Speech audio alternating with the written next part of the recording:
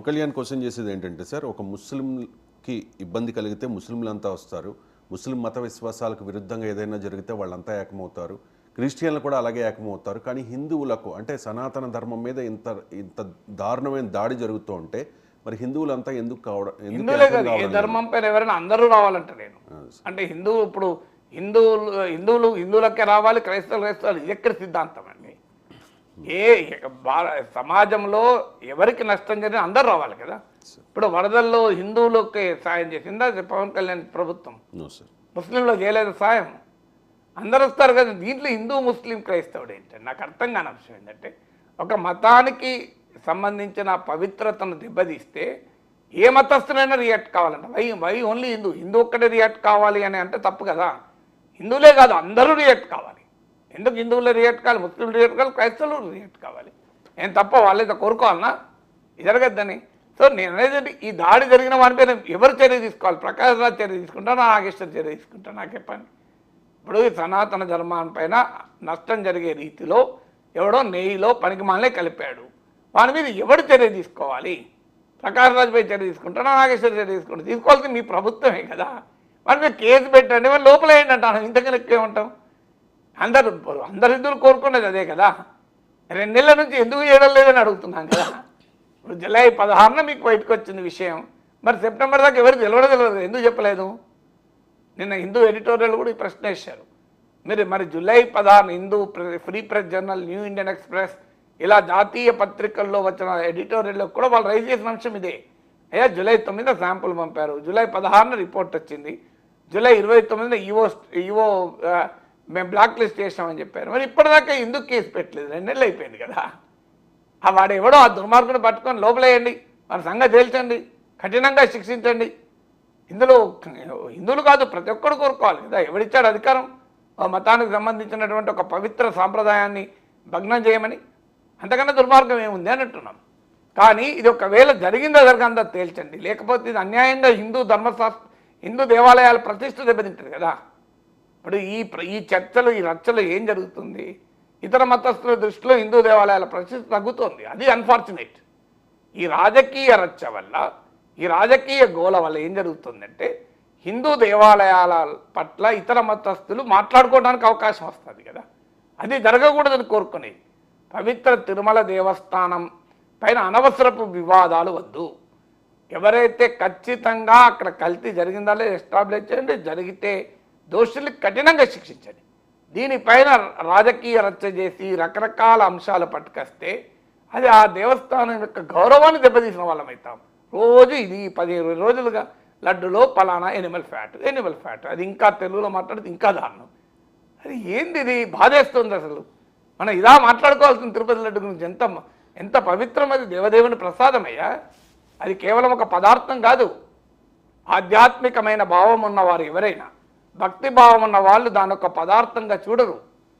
అందులో సాక్షాత్తు కలియుగ వైకుంఠంలో నివసిస్తున్న ఆ దేవదేవుని యొక్క కృపా కటాక్ష వీక్షణాలు ఉన్నాయని భావిస్తారు కోట్లాది మంది. It's not a simple materials.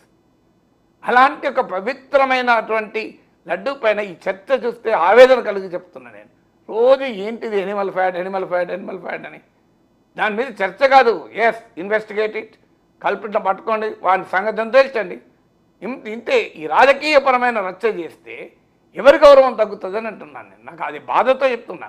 మనం ఎవరైనా తిరుపతి లడ్డు ఎవరైనా ఇంటి పక్క వాళ్ళు తెచ్చి ఇచ్చినా ఎంత ఆనందపడతారండి, ఎంత సంతోషపడతాం. ఆ ఉన్న కొద్దిగా ఇచ్చినా, ఓ చిన్న ముక్కు ఇచ్చినా అందరం మనకు తెలిసిన వాళ్ళందరికీ కొద్దిగానే ఇస్తాం కదా.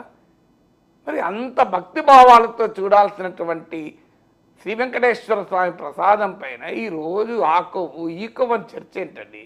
చాలా ఆవేదనతో కలుగుతుంది. ఈ చర్చ వింటుంటే, ఈ చర్చ చూస్తుంటే, ఈ చర్చ పైన మాట్లాడాల్సి వస్తుంటే ఆవేదన కలిగి చెప్తున్నాను నేను. ఇదేంటండి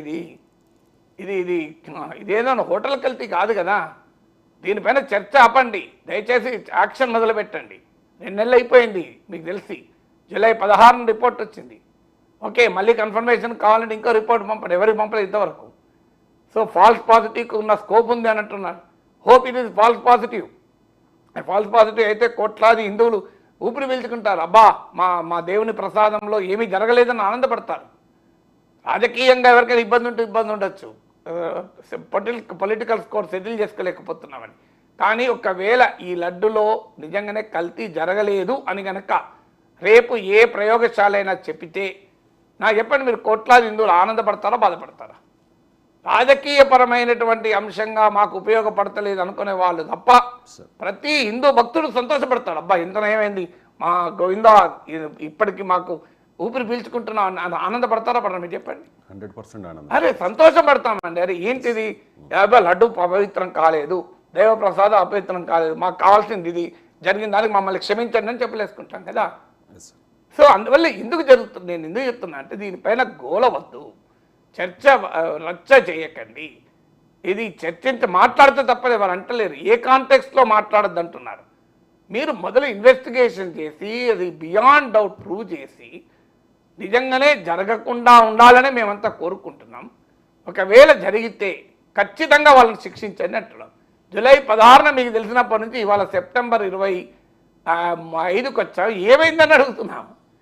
అది మొదలు పెట్టండి. Action please, no reaction. Reaction తర్వాత చూద్దాం, రియాక్షన్ వద్దని అంటలేదు నేను. మన ఇదేమి ఇలా అవుతుందా, నెక్స్ట్ ఎలక్షన్ల వల్ల కూడా ఇది ఉంటుంది. ఉండండి, దానివల్ల ఏం జరుగుతుంది, మనమే అప్రతిష్ట పాలవుతాం కదా. సగటు హిందువు బాధపడతాడు కదా, హిందూ ఆలయాల ప్రతిష్ట దెబ్బతింటుంది కదా ఈ రచ్చ వల్ల. ఇలా ఎవరైనా మిగతా మతాల మరి ప్రదేశాల మీద ఇట్లా రచ్చ చేసుకుంటున్నారా? రచ్చ చేసుకుంటే వాళ్ళంతా కూడా ఎవరు మళ్ళీ హిందువులే. ఈ రచ్చక చేయకండి, యాక్షన్ ప్లీజ్ అంటున్నాం. ఇలా తప్పేం లేదు కదా. ఎవరైనా ఇప్పుడు నాకు అర్థమైందైతే ప్రకాశ్ ట్వీట్లో కూడా ఎవరిని శిక్షించకండి, ఏం జరగలే, లడ్డులో కల్తీ జరగలే అన్నడా? అట్లా ఎవరైనా అంటే పూర్తిగా తప్పే. ఎందుకంటే కల్తీ జరిగిందో మనకెలా తెలుసు ఇక్కడ కూర్చొని? అంటే ప్రధాని నమ్మాలనా? మన దీనికి చెప్పాల్సింది ప్రభుత్వాలే, మనం కాదుగా. టీటీడీ దాన్ని మరింత లోతుగా అధ్యయనం చేసి ఒకటి కాకపోతే 4 పరిశోధనా కేంద్రాలు పంపండి. ఇవాళ మనకు ఎవరన్నా సర్జరీ కావాలని డాక్టర్ చెప్పింది అనుకోండి, ఏం చేస్తాం మనం? వెంటనే సర్జరీకి పోము, ఇంకో సెకండ్ డాక్టర్ దగ్గర పోతాం, థర్డ్ డాక్టర్ దగ్గర పోతాం, నలుగురిని విచారిస్తాం. ఆయుర్వేదంలో తగ్గుతుందా, నేచురోపతిలో తగ్గుతుందా అన్నీ చూసి ఇక తప్పదనుకుంటే సర్జరీ పోతారు కదా, ఎవరైనా కామన్ కదా. ఇది కూడా అలాగే చేయండి. మీరు నేషనల్ ఫుడ్ ల్యాబొరేటరీస్ గాజియాబాద్లో ఉంది, పంపండి శాంపిల్స్. దీన్ని బియాండ్ డౌట్ ఎస్టాబ్లిష్ చేయండి. కోట్లాది హిందూ భక్తులు కోరుకునేది ఇది నిజం కాదు, ఇది జరగలేదు అనే రిపోర్ట్ రావాలని కోరుకుంటున్నాను. ఎందుకంటే ఆ రిపోర్ట్ వస్తే ఊపిరి పీల్చుకుంటాం. కానీ ఒకవేళ జరిగిందనుకోండి ఖచ్చితంగా వారిని శిక్షించాలి, అనుమానమే లేదు. కానీ జరగాలంటే కోరుకోవద్దు దయచేసి. రాజకీయ స్కోర్స్ టు సెటిల్ పొలిటికల్